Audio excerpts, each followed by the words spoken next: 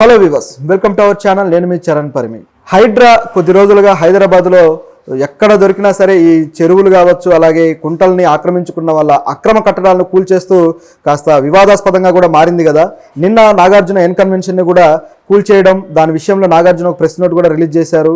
ఆయన కోర్టుకు కూడా వెళ్తా అన్నారు. చూస్తూ ఉంటే హైడ్రాకి నాగార్జునకి పెద్ద వివాదమే చెలరేగేలాగుంది. అలాగే కొంతమంది బీఆర్ఎస్ నాయకులు కూడా కేవలం పేదవాళ్ళ మీదే పడుతున్నారంటూ కూడా కొన్ని వ్యాఖ్యలు అయితే చేశారు. సో ఇలాంటి విషయాల మీద హైడ్రా వివాదాల్లో చిక్కుకోబోతుందా, ఏం జరగబోతుంది, రేవంత్ రెడ్డి ఏం చేయబోతున్నారనే విషయం మీద మనతో పాటు మాట్లాడడానికి సీనియర్ జర్నలిస్ట్ భరద్వాజ్ గారు ఉన్నారు. ఆయనతో మాట్లాడదాం. నమస్కారం సార్. నమస్తే.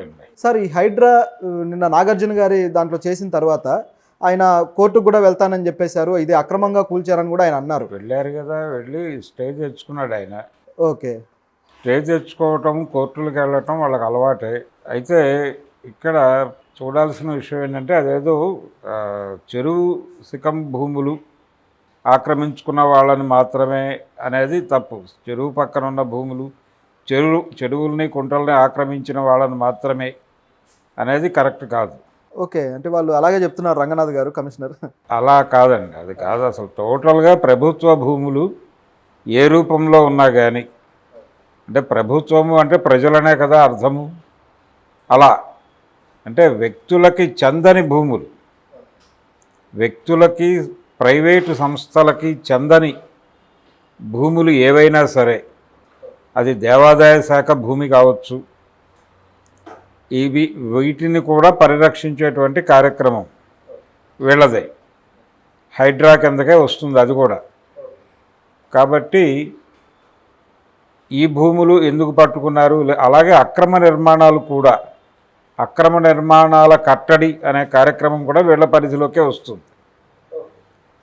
అందులో భాగంగానే చిత్రపురిలో కూడా కొన్ని బిల్డింగ్స్ అనుమతి లేని అంతస్తులు నిర్మించారు అని కూల్చిన సందర్భం కనిపిస్తుంది.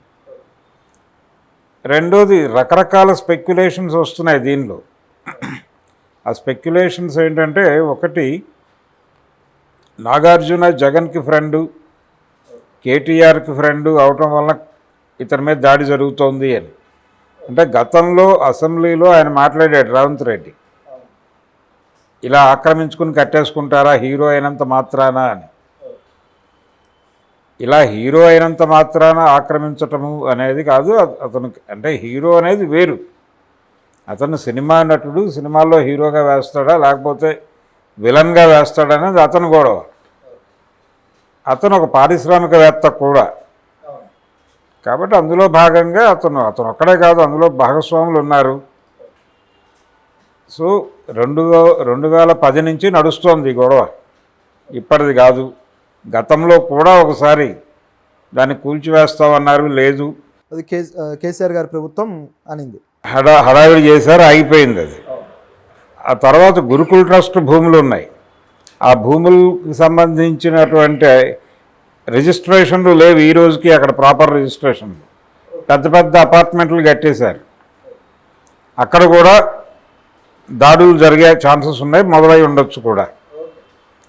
ఇలా చాలా ప్రాంతాల్లో జరుగుతోంది. అలాగే మోకిలా ఏరియాలో చాలా ఫామ్ హౌసెస్ ఉన్నాయి. 111 జీవో పరిధిలో అక్రమ నిర్మాణాలు జరిపితే దాన్ని కూడా సీరియస్గా పట్టించుకుని కూల్చేయడం జరుగుతుంది. ఏ అక్రమ నిర్మాణం అయినా అది ఏ ప్రభుత్వ లేకపోతే వ్యక్తులకి సంస్థలకి చెందని భూములకి, దేవాదాయ శాఖకి చెందిన భూములు కావచ్చు, లేదు ఇతర పరిశ్రమలకి కేటాయించి అది వినియోగంలో లేకుండా ఉన్నటువంటి ఇండస్ట్రియల్ డెవలప్మెంట్ కార్పొరేషన్ కింద కొన్ని ల్యాండ్స్ ఉంటాయి, వాళ్ళెవరికి కేటాయించకపోవచ్చు. అవి ప్రభుత్వ పోరంబోకులుగా కనిపిస్తాయి. వాటిలోకి వెళ్ళి ఎవరైనా జెండా పాతినా చర్యలు ఉంటాయి. ఇది విషయం. అయితే దీనికి పర్మిషన్లు కూడా మరి ప్రభుత్వం నుంచే వస్తాయి కదా సార్? గతంలో ప్రభుత్వాలు ఇస్తేనే కదా కట్టేది. ప్రభుత్వాలు పర్మిషన్లు ఇచ్చి కట్టించుకుంటే వాటిని రివ్యూ చేస్తున్నారు ఇప్పుడు. ఓకే, ఎవరు పర్మిషన్ ఇచ్చారు, ఎందుకు ఇచ్చారు అని. అంటే ప్రభుత్వ భూముల ఆక్రమణకు సంబంధించి 2 రకాల ఆక్రమణలు ఉంటాయి. ఒకటి, జనాలు ఆక్రమించుకోవటం, అంటే సామాన్య ప్రజలు, బడుగు బలహీన వర్గాలు గత్యంతరం లేక బతకటానికి ఉండటానికి ఒక ఇల్లు ఉండాలి కాబట్టి ఆక్రమించుకోవడం జరుగుతుంది. హైదరాబాదులో చెరువుల ఆక్రమణ చాలా అలాగే జరిగింది. హైదరాబాద్ అంటే ఇప్పుడు కృష్ణకాంత్ పార్క్ ఎదురుకుండా ఉన్న భూముల్లో చెరువు ఉండేది, కానీ అక్కడ ఒక కాలనీ వచ్చింది ఇప్పుడు మధురానగర్కి బ్యాక్ సైడ్ కాలనీ, అది చెరువే. అది ఎందుకు వచ్చింది అంటే అక్కడ ఒకప్పుడు ప్రతి చోట ఏం జరుగుతుందంటే ముందు పేదలు ఆక్రమించుకుంటారు, పేదలు రెగ్యులరైజ్ అవుతుంది. అదంటే నెమ్మదిగా రకరకాల పోరాటాల తర్వాత ఇప్పుడు యూసఫ్గూడ చెరువు లేదు, అక్కడ పెద్ద పెద్ద భవంతులు వచ్చినాయి. అలాగే సారథి స్టూడియోస్ బ్యాక్ సైడ్, ఇదేమో ఎదుర్కొంటే అది ఇందాక మాట్లాడుకున్నాం మనం, బ్యాక్ సైడ్ కూడా ఆ ప్రాంతంలో కూడా ఆక్రమణలు జరిగినాయి. అంటే అమీర్పేట మెట్రో వైపు ఆ ఏరియాలో అక్కడ కూడా చెరువు ఉండేదని చెప్తారు. అది కూడా ఇప్పుడు స్లమ్స్ ఉన్నాయి అక్కడ, మొత్తం స్లమ్మే ఉంటుంది. ఈ స్లమ్స్ ఉన్నటువంటి ఏరియాలో పేదలు ఆక్రమించుకుంటూ ఉంటారు, వాళ్ళు ఫైట్ చేస్తారు, ముందు కత్తెరపాకలు వేస్తారు, ప్రభుత్వాలు తీసేస్తాయి, దాని మీద ధర్నాలు జరుగుతాయి. తర్వాత వాళ్ళకి ఏదో అక్కడ ఉండండి అంటారు, నెమ్మదిగా కరెంటు వస్తుంది, ఇలా మొదలై రోడ్లు వేస్తారు, నెమ్మదిగా వారికి బీఫారాలు ఇస్తారు, ఇది ఎవరికి అమ్ముకోకూడదు, మీరు మాత్రమే ఉండాలి అంటారు. కానీ కొంతమంది పెద్దలు వచ్చి ఒక 5-6 ముక్కలు తీసుకుని అఫిడవిట్ల మీద రిజిస్ట్రేషన్లు రాసుకుని, అంటే నోటరీ చేయిస్తారు, నోటరీలు చేయించి తీసుకుని అక్కడ పెద్ద భవంతులు నిర్మాణం జరిపి నెమ్మదిగా ఆ ప్రాంతం నుంచి పేదల్ని పంపించేసి దాన్ని ప్రభుత్వ అధికారులతో మాట్లాడుకుని దాన్ని రెగ్యులరైజ్ చేసుకుని నెమ్మదిగా పట్టాల దిశగా నడిపిస్తారు. ఓకే, పెద్ద ప్రాసెస్ ఇదంతా జరిగి చాలా ప్రాంతాలు చాలా చెరువులు అలా వెళ్ళిపోయినవే. ఓకే, ఇంకొక స్టైల్ ఏంటంటే ప్రభుత్వం కేటాయిస్తుంది. దేనికి కేటాయిస్తుంది? ప్రభుత్వాలకు కేటాయించేటువంటి అధికారం లిబరలైజేషన్ తర్వాత పెరిగింది. ఒక కార్పొరేట్ కంపెనీ వచ్చి నేను ఇక్కడ ఒక పెద్ద కంపెనీ పెట్టి ఈ చుట్టుపక్కల ప్రాంతాల ప్రజలందరికీ ఉపాధి కల్పిస్తాను అంటాడు. ప్రజలకి ఉపాధి కల్పించటం కోసం వారెవరో వచ్చి ఇక్కడ పరిశ్రమ పెట్టి బోల్డు త్యాగం చేస్తున్నాడు ఆయన. అటువంటి పారిశ్రామిక త్యాగధనుడికి మనం ఏమిచ్చినా తక్కువ అని ఒక 100 ఎకరాలు ప్రభుత్వ భూమి ఆయన కేటాయిస్తారు, వారు తీసేసుకుంటారు. ఈ మధ్య కాంతారా అనే సినిమా చూసాం మనం. కాంతారాలో ఒక పాత రాజుగారి కొడుకు ఇదంతా మా జమీలో ఉండేది, ఇప్పుడు ప్రభుత్వం వైపుకి వెళ్ళిపోయింది, దీన్ని మళ్ళీ మనం తీసుకోవాలని ఏదో చిన్న ఆ ప్రాంతీయ అక్కడ ఉండేటువంటి గ్రూపుల మధ్య గొడవలు పెట్టి ఏదో చేయాలని ట్రై చేస్తాడు. దాన్ని అటవీ శాఖ సహకారంతో హీరో ఇబ్బంది పెట్టి మొత్తానికి జనాలని బయటకు తీసుకొస్తాడు. కానీ ఆయనకి ఏమాత్రము తెలియదు, అమాయకుడు ఆ భూస్వామి అనేది మనకు అర్థమవుతుంది. ఎందుకంటే ఆయన ఆ పని కాదు చేయాల్సింది, ఆయన ఒక కార్పొరేట్ కంపెనీ పెట్టి ప్రభుత్వం దగ్గరికి వెళ్తే వాళ్ళ పాత అడవి వాళ్ళకే అప్పచెప్పేది ప్రభుత్వం, సింపుల్గా అయిపోయేది అంటారు. అంతే, అదే జరుగుతోంది ఇప్పుడు. అలాగే భూములు తీసేసుకుంటారు. ఓకే, సెజ్ల పేరుతోటి నడుస్తున్నదంతా అదే అంటారు. సెజ్ల పేరుతో జరిగేది, కానీ రకరకాలు. ఒక ఫ్యాక్టరీ పెడతామంటారు, వచ్చి తీసుకుంటారు, పత్రిక పెడతామంటారు, తీసుకుంటారు. ఇప్పుడు అక్కడ దాసనారాయణరావు గారి ఉదయం ఆఫీసు గొడవ ఒకటి నడుస్తోంది కదా. ఇలాంటివి అనేకం ఉంటాయి. ప్రభుత్వం దగ్గర ఏదో త్యాగం చేస్తున్నారు వీళ్ళు ప్రజల కోసం అని చెప్పి ఒక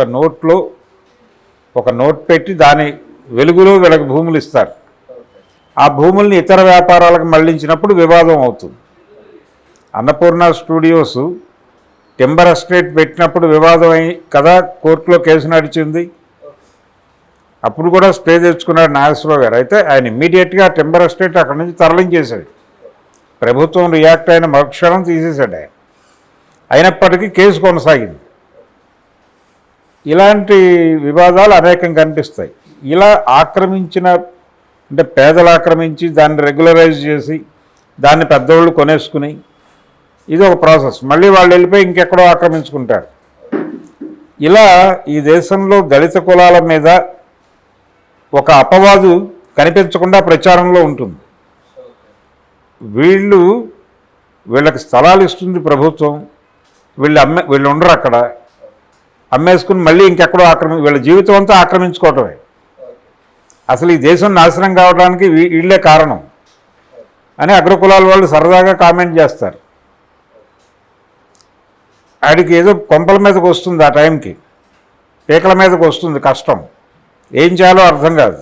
ఎవడు డబ్బులు ఇచ్చేవాడు ఉండడు, బ్యాంకులు వీళ్ళకి అప్పులు ఇవ్వవు, వీళ్ళకి అప్పులు ఇచ్చేవాడు ఎవరు దొరక్క ఆ భూమి ఏదో ఒక 50,000కో 60,000కో అమ్మేసుకుంటాడు. వాడు అమ్మేసుకున్న తర్వాత ఎవడో కొనుక్కుంటాడు. అలా ఒకటి కొని హోల్డ్ చేసి ఆ పక్కోడికి కూడా పొగపెట్టి నెమ్మదిగా 4-5 కొని దాన్ని ఒక ప్లాట్ చేసి నెమ్మదిగా రెగ్యులరైజ్ చేసుకుని అపార్ట్మెంట్లు వేస్తారు. ఇది ఒక పథకం ప్రకారం జరుగుతుంది. వీడు మళ్ళీ బతకడానికి ఉండదు, మళ్ళీ ఉండటానికి ఇంకెక్కడో ఆక్రమించుకుంటాడు. అక్కడికి కూడా వీళ్ళు చేరుతారు. చీమలు పెట్టిన పుట్టలు అనేది మనకు చిన్నప్పుడు కథలు ఉండే పద్యం ఉండేది. అవును, అదే జరుగుతుంది.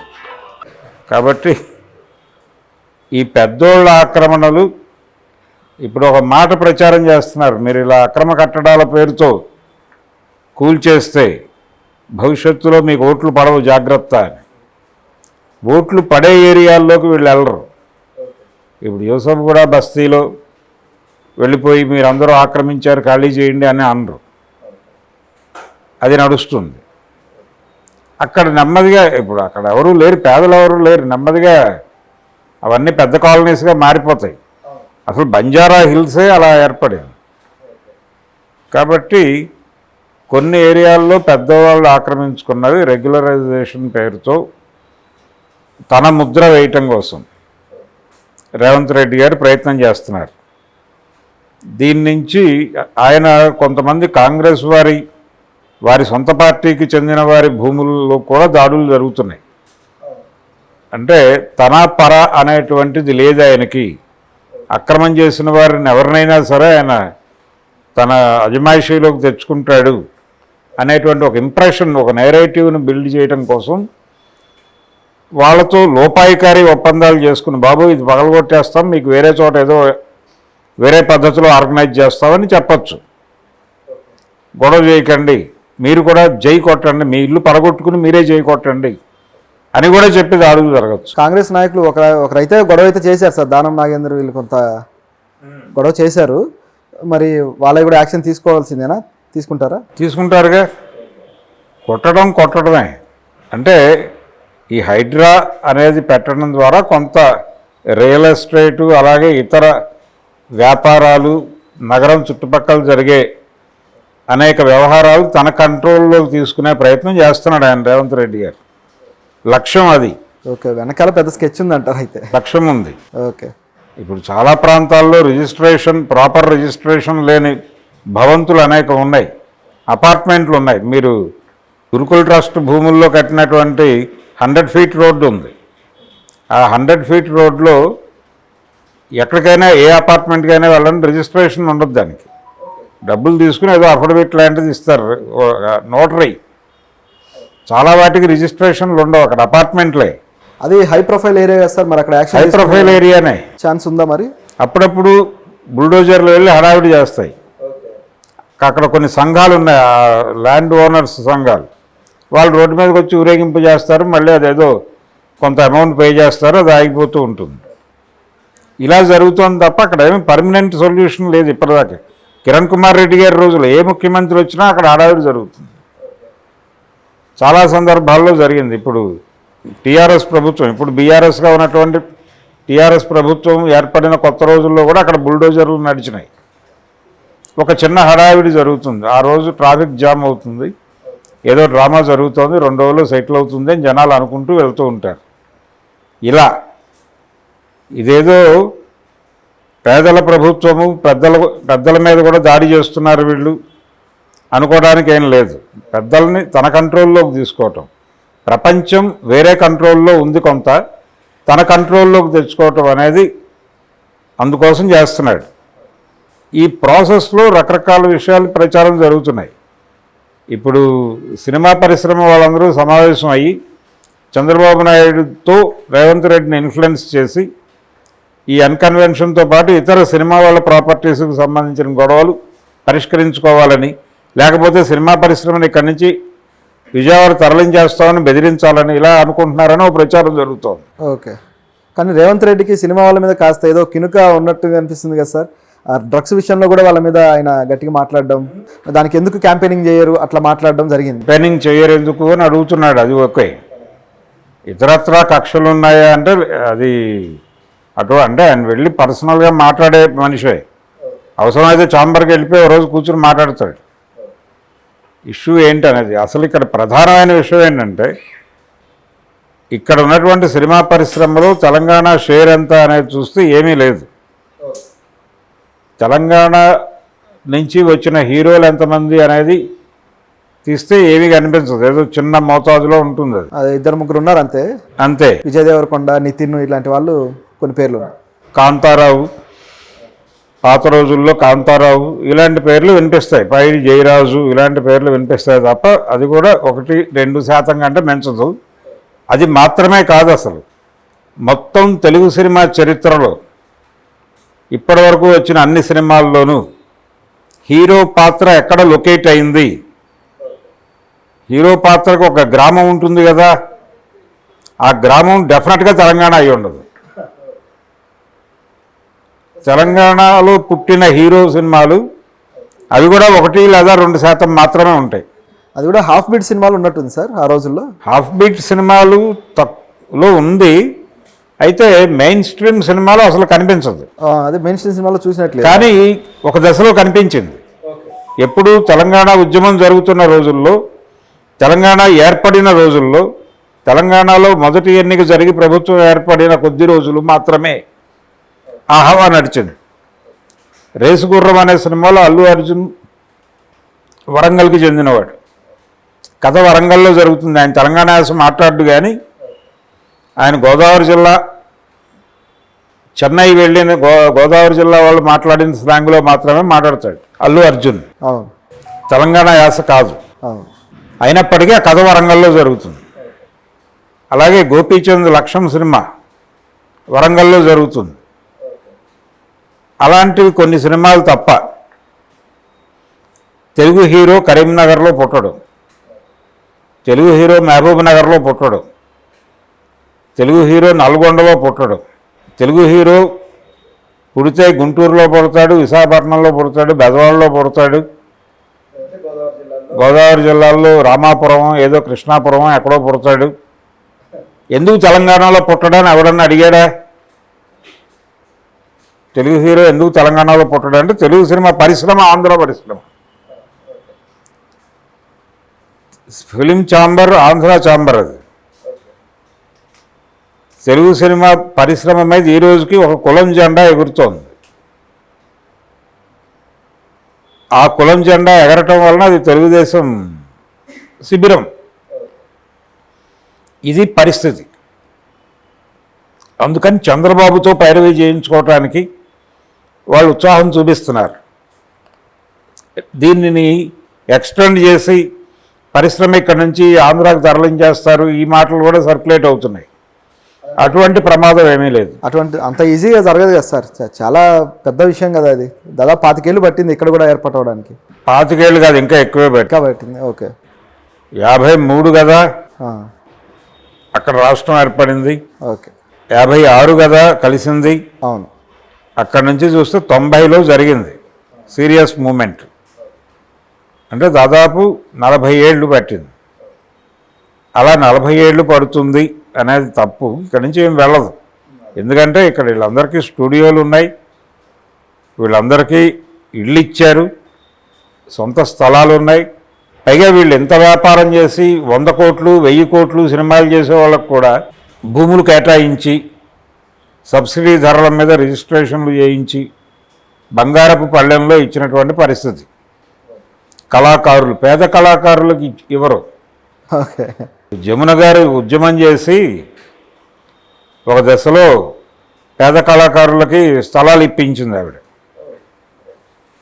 అలాగే ఈ బుర్రకథలు యక్షగానాలు చెప్పుకునే వాళ్ళకి, ఈ వీధి భాగవతులకి ఇలాంటి వాళ్ళకు కూడా స్థలాలు ఇప్పించింది ఆవిడ. Great sir. ఇంకా ఏ ఆర్టిస్టు కూడా ప్రపంచంలో అటువైపు దృష్టి పెట్టాల, వీళ్ళు పనిచేసుకోవటమే. కాబట్టి సినిమా పరిశ్రమ మీద చాలా డిస్కషన్ జరగవలసిన అవసరం ఉంది, సీరియస్గా పట్టించుకోవాల్సిన అంశం ఉంది. కేవలం నాగార్జున అని కాదు. ఇప్పుడు బాబు గోగినేనో ఒక మాట అన్నాడు, నాగార్జునని బిగ్ బాస్ నుంచి బహిష్కరించాలి బికాజ్ ఎన్కన్వెన్షన్ అని. ఓకే, అంటే దానికి ఏం సంబంధం సార్? ఎన్కన్వెన్షన్ లాంటి అంటే చెరువులు ఆక్రమించుకున్న నటుడిని బిగ్ బాస్లో ఎలా పెడతారు అని ఆయన ఒక నైతిక కోణం వెతికారు దీనిలో. అసలు బిగ్ బాస్ అనేది అదేమైనా సామాజిక కార్యక్రమం కాదు కదా సార్? అదేమి సామాజిక కార్యక్రమం కాదు, ఒక వ్యాపారం. అదే ఆ వ్యాపారం వ్యాపారస్తుడు చేసుకోక ఎవరు చేస్తారు? అదే కదా. ఒక వ్యాపార నటుడు, ఆయన వ్యాపారి, ఆయన పారిశ్రామికవేత్త. అవును. ఆయన ఫ్రెండ్స్ ఎవరు? ఫార్మాస్యూటికల్ బిజినెస్లో ఉన్న, లేకపోతే మ్యాట్రిక్స్ ప్రసాద్ గారు వీళ్ళే కదా, కోనేరు రాజేంద్ర ప్రసాద్ వీళ్ళే కదా ఆయన స్నేహితులు. వీళ్ళందరూ కలిసి కదా జగన్మోహన్ రెడ్డి గారు వెనకాల నిలబడి ఆ రోజున వారు జరిపినటువంటి రకరకాల స్కాముల్లో వీళ్ళకి పాత్ర ఉందని కదా జైలుకి వెళ్ళారు. వీళ్ళందరికీ అంటే జైల్లో ఉన్న వాళ్ళందరికీ తిరుపతి లడ్డూలు ప్రసాదం తీసుకొచ్చి పంచిపెట్టిన చరిత్ర నాగార్జునకు ఉంది కదా.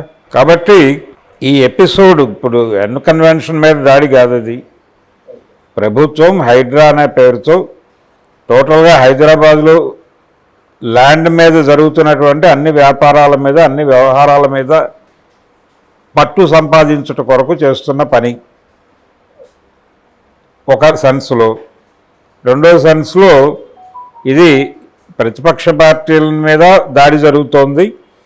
ఇందులో భాగంగా కొంతమందిని లొంగ తీసుకునే కార్యక్రమం కూడా జరగచ్చు, దీనిలో కలిసిపోయి నడుస్తుంది. ఇవన్నీ త్రివేణి సంగమంలాగా కలిసిపోతాయి అన్ని ప్రయోజనాలు. సినిమా ఇండస్ట్రీ వాళ్ళ గోల వాళ్ళది, ఎవరి గోల వాళ్ళది, ఎవరి పద్ధతిలో వాళ్ళు.